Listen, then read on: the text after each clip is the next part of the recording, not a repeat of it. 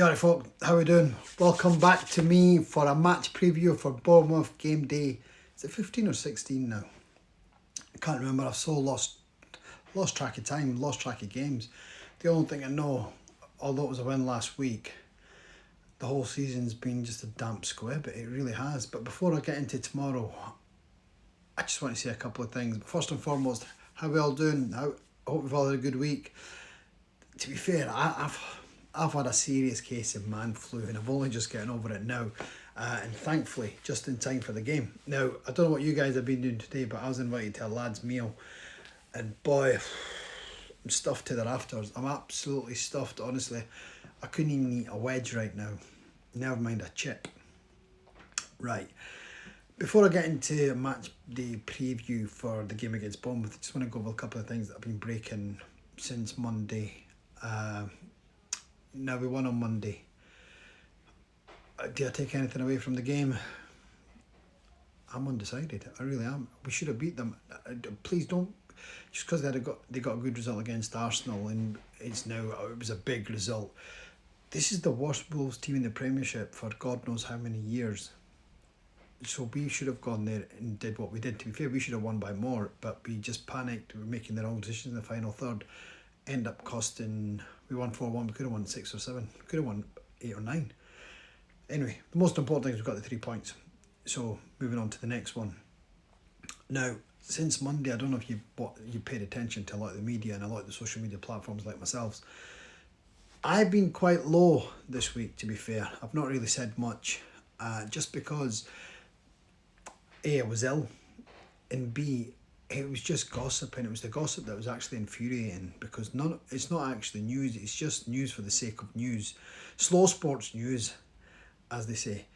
And it's just the financial results were out, or there's been a lot of talk about them. We don't need them to tell us that we're in dire straits. We know we're in dire straits, and on top of that, we've got Glinios. So we've got no hope, no chance. And all this talk about getting players in. Them in January, are you joking? The transfer window's about open in 2 weeks. Teams that are going to be active are already earmarked the player who they're going to go after. Us, on the other hand, we're still doing what we do every year, have done for the last 20 years. And then we come up with this jargon, there's no value in the market, there's no this, the player, we're getting ready for the summer, we're doing our homework for the summer. Shut up. Who are you? I'm trying to keep it a family-friendly show because this is what my kids watch this, and if my kids are watching, other people's kids are watching it, so I want to keep it a family-friendly show, and I'll try not to lose my rag. Because I'm getting more and more involved now, and I'm getting a lot more positive feedback, and people are asking me to do so many things. It's only a matter of time before I do a match day live, and that's not going to be a PG show, I can guarantee you. Because at the moment, everything has to be a lot quieter, and because the wife's watching the game. But soon, very soon, my studio's going to be set up, and it'll just be me and the people watching. So we'll be live, we'll be going strong, we'll be going hard, and I'll be giving it you the way it should be. And nothing, when you're watching it live, nothing can replicate that. And those emotions and the animations, everything that's going on, you can't replicate them. Live is live. And so, in what I really want to do, obviously I want to grow the community, obviously.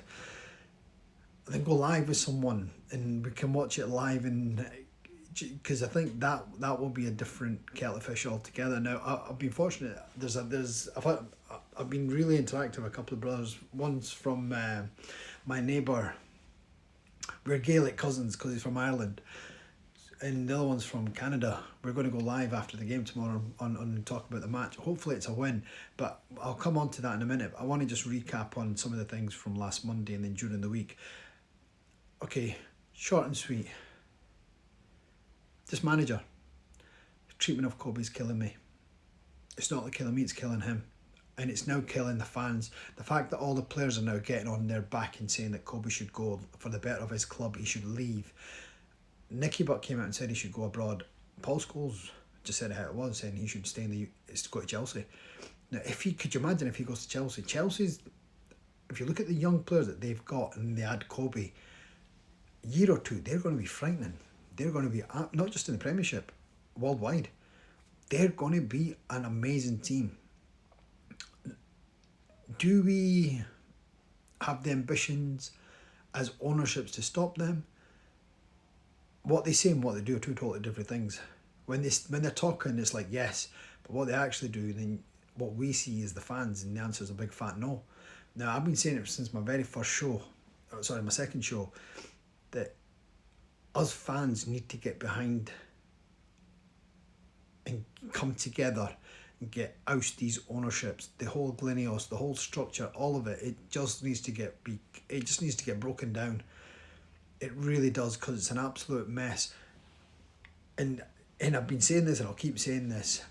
And on the back of what I've been saying since my second show, that Sir Alex, he's not liking this because his dynasty's been crumbled. Paul Scholes came out and echoed what I've been saying the other day on his show that he does with Paddy and Nicky Butt.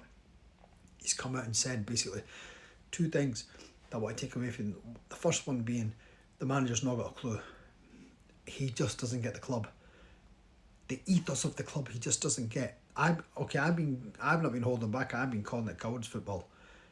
In the reason I say that, he plays 6 at the back, and we're still shipping in goals. We're still shipping in goals.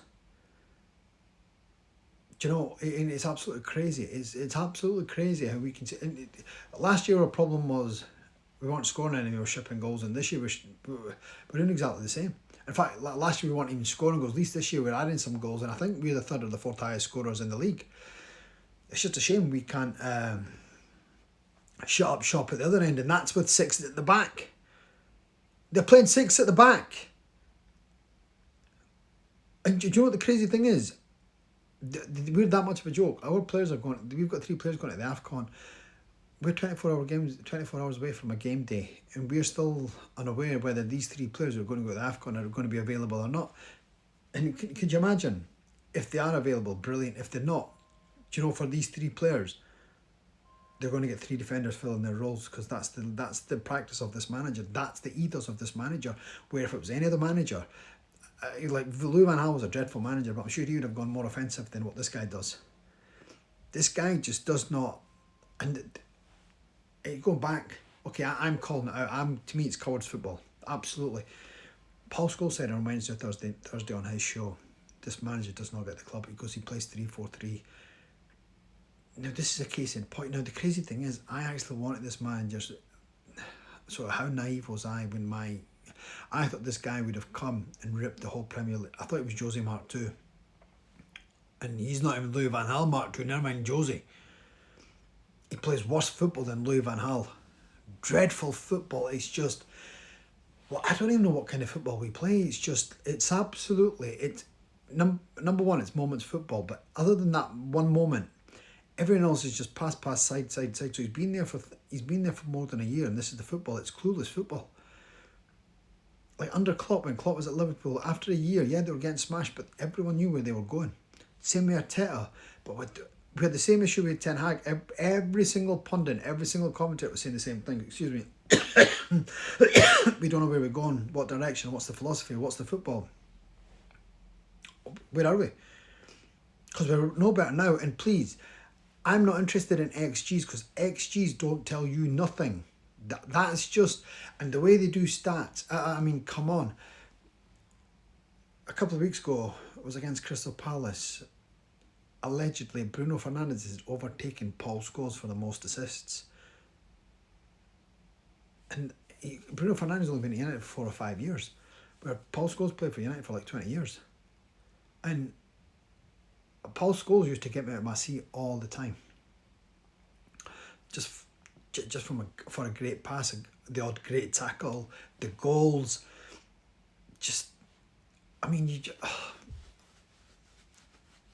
This guy, Bruno, he's got me out my chair more times from utter frustration than anything else. It's never for a goal. It's more for frustration, and when he does do something good, I'm so not expecting it. So it's just like when I want to go, oh, I've missed the moment. because it's Bruno. And this guy just can't play a simple pass now. And you know what? Everyone's on my case, and I want to lighten up on Bruno because everyone's on my case on saying I don't let him away with murder. And the reason being because he's the captain, so he should be taking the flak. Now, he should be setting the example, and he's the biggest slacker. Now, I can't blame him for all the faults of the club. That's not his fault. Although he's part to blame, he should have gone when the Saudis came in, but that's another... We need him to play tomorrow, and we need him to play well. We need him to carry the can, and I'll tell you what, it's going to be crucial now, because our best players are going to the AFCON. Now, let's see what he does. Now, I've said it from day one, Cunha and him can't play together. Never going to find out. Now, we're really going to find out in the next few games while our players are away. So, coming back to the Paul Scholes thing, we are never going to move forward. Never ever. There's only one way. There's two ways. Either Glenius put the hand in their pockets and put the hands in deep and buy us out of trouble. Not getting us the odd player here or there, go out, do what City did last year, get 5-6 players in January, 5 in summer, bang, teams ready, let's go. They're going to be top of the league come next week. They will be top of the league. Before Arsenal play next week, they will be top of the league. Now, this was the same team that a few weeks back, everyone was going, Arsenal walking this league. Well, what's happened? City are going to win the league. Arsenal do what they normally do. Yeah, they're not winning anything. So, like Paul Scholes said, and Nicky Butt as well, and Paddy, the host, I would love all those United fans to come together and get behind Sir Alex and say one thing. Sir Alex, we need you. The whole global United fan base, even the ones that are hiding behind the fans that are wanting this change but don't want to say it because they don't want to upset the apple cart, it's gone beyond that. Sir Alex, I'm loyal to the club. I'm loyal to you as well. Why? You made this. The legacy of Man United was history before you came, and you've taken it from a club. Not only did you restore the ethos of Man United, you took it to a different mantra. The different mantra that every club out there followed and then surpassed. Where we've gone backwards, they've gone forward. Now, this will never go. This will never change until you, Sir Alex, you come out and say these 4 words. They have got to go. That's 5, sorry. They got to go. They have got to go, though. Sir Alex, you need to say these words and watch the tsunami of United fans and ex-players and everyone else getting behind it, and they will get rid of these owners. We've accepted this for too long when we shouldn't have never accepted it in the first place. Everyone accepted it because you accepted it. And deep down, we all know you never accepted it. And they've hampered you, and now they're ruining it. They've brought your club to the ground. I say your club because you took it where it was. You took it where it was. Now they want to take... Glenius want to ruin this, take this stadium and build a new one and ruin all this. I don't want a new stadium. That new stadium's not happening. They can't afford it. Jesus Christ, they can't afford a player in January. Do you think they can afford $2 billion to make a new super stadium? Yeah, let's get with it. It's just all stalling tactics.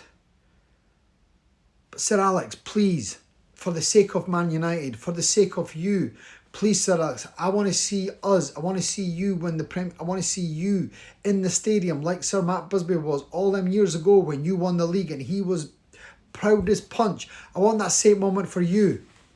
I want that same moment for you. Now, the only way that's going to happen if you come out and say they got to go, because other than that, nothing's going to move these people.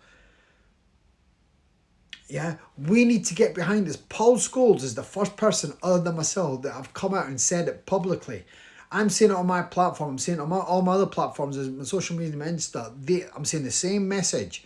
They need to go. And Sir Alex, you need to say these words, because the minute you say them, watch the uprising. All us social media, we're only here because of your power, because of what you made Man United, and now they're not living up to your standards. We are where we are. So let's go. let's put that first brick back in the ground and let's put that seed in the ground and let's shoot upwards and let's make that change. Let's start the revolution today. Today. Yesterday's gone. It has to start now. And the sooner we do that, the better. Right. That takes me to that. And Paul Scholes, keep on this bandwagon, because together, and I don't just mean me and you, I mean all of us together, we're going to go right after. We're not accepting this pile of tosh that they're giving us tomorrow. It's Bournemouth. Now, Bournemouth they've been really sticking it on us of late. They beat us last year home and away, and they absolutely spanked us in both games. And our manager's like, what do I do? Someone bail me out. Oh, let's make a change. Let's bring another defender on. We've just shipped. There's 6 defending. We've shipped 3 in. Let's change the game. He's brought more defenders on. I'm hoping we win tomorrow.